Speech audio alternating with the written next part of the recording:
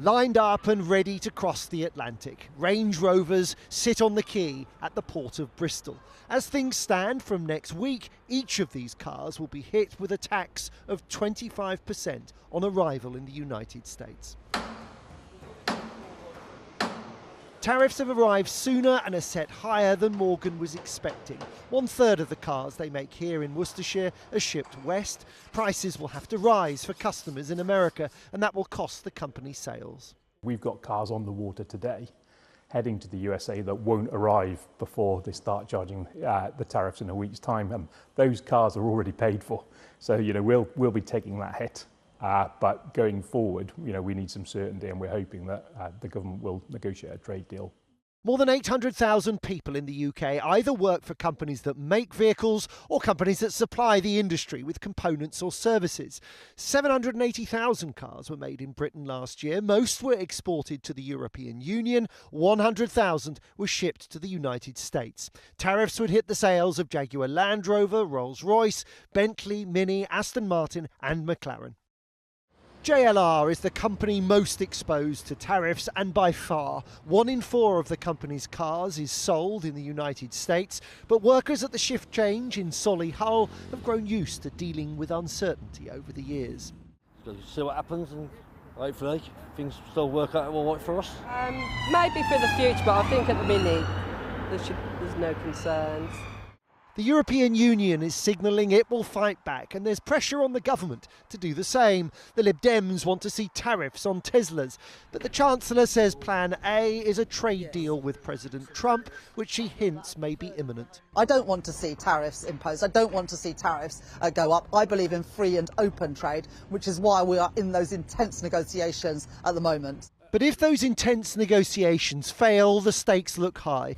Professor David Bailey says sales of British-made cars in China and Europe were already sagging before President Trump got into his stride. The UK car industry is in a real low-volume crisis, and adding tariffs to this from Trump, we really could see Carmageddon, the loss of plants, and potentially an impact on the supply chain. Port of Bristol is a gateway to markets in North America. This trade route sustains jobs and economic growth on both sides of the Atlantic. It's about to be stress tested. Well, Joel is at the Jaguar Land Rover plant in Solihull for us. And Joel, we heard the Chancellor talking about a trade deal. So what chance is there of her actually reaching a deal? Well, this is pretty high-wire stuff, but I am told by several sources that the government has indicated to British car manufacturers that it is feeling pretty confident that it will be able to secure an agreement with the Trump administration before the 2nd of April, next Wednesday, World Tariff Day, for want of a better expression, and an agreement that will avoid tariffs on UK vehicle exports. Tonight, Downing Street is offering a very different view. It is telling us that is not the message that we are putting out. Of course, tariffs of 25% would hurt manufacturers in all sorts of countries around the world. Just look at the stock markets today. Japanese manufacturers saw share prices fall. That was the case in Germany with companies like BMW and VW. But the biggest faller was actually General Motors. So this would be felt in Detroit too. A deal, you would think, is possible. The UK government is not taking the EU's strategy. It is trying to be stealthy, to keep its head down and go under the radar.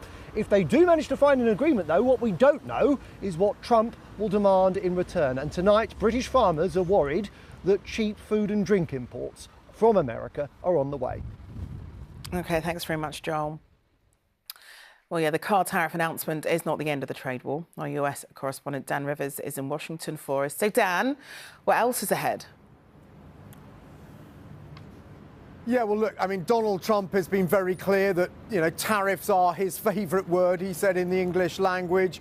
He said yesterday that these tariffs on cars will come in on Wednesday. Liberation Day is how he's been describing it. And he also said that they will be permanent as well. So no hint that there's any room for negotiation there. The White House is trumpeting the support of auto worker unions here. But as Joel hinted at, this is going to hurt US car manufacturing as well. 60% of parts that go into a car made in America actually come from abroad. And so the result of these tariffs will be not only that, you know, BMWs are going to go up in price and Land Rovers and Jaguars, but also cars that are made here as well. And that's going to increase the pressure on inflation, and ultimately it is going to lead to more expensive cars, no matter what sort they are for the US consumer. And that's something I think Donald Trump is going to begin to realise, and as they head towards the midterm elections next year, that's something that he may want to revisit. OK, Dan, thanks very much.